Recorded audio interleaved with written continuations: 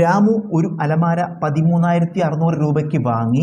400 രൂപ യാത്രയ്ക്ക് ചിലവായി. അലമാര 16,800 രൂപയ്ക്ക് വിറ്റാൽ ലാഭശതമാനം കാണുക. രാമു അലമാര 13,600 രൂപയ്ക്ക് വാങ്ങി. അപ്പോൾ വാങ്ങിയ വില 13,600 രൂപയാണ്. പക്ഷേ യാത്രാ ചിലവ് കൂടി വന്നു. യാത്രാ ചിലവ് 400. അപ്പോൾ ഇത് നമ്മൾ വാങ്ങിയ വിലയെ കൂടെ കൂട്ടുന്നതാണ് ആകെ വാങ്ങിയ വില. വാങ്ങിയ വില 13,600 അലമാര വാങ്ങിയ വില. പക്ഷേ അതിനെ കൊണ്ടുവരാനുള്ള ചിലവ് എത്രയായി? 400.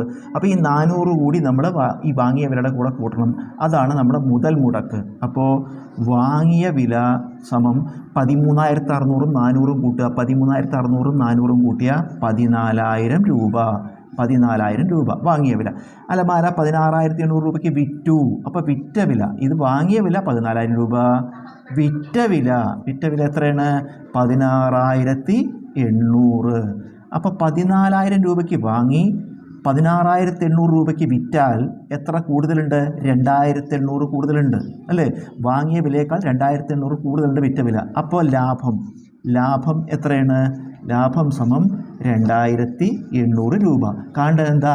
ലാഭശതമാനം കാണണം. ലാഭശതമാനം കാണാനുള്ള സൂത്രവാക്യം ലാഭം ബൈ വാങ്ങിയ വില ഇൻറ്റു 100. നമുക്ക് വില കൊടുക്കുക. ലാഭം എത്രയാണ്? 2,800 ബൈ വാങ്ങിയ വില എത്രയാണ്? 14,000 ഇൻറ്റു 100. നമുക്കിതിൽ ഈ മുകളിൽ 2 0 2 4 0 ഉണ്ട്. അതിലത്തെ 1 2 3 പൂജ്യങ്ങൾ വെട്ടിക്കളയാം. ഇവിടുത്തെ 3 0 വെട്ടിക്കളയാം. ബാക്കി 280 ബൈ 14. 28 14 2 തവണ. 28 14 2 പ്രാവശ്യം, പിന്നെ ഒരു 0 ഉണ്ട്.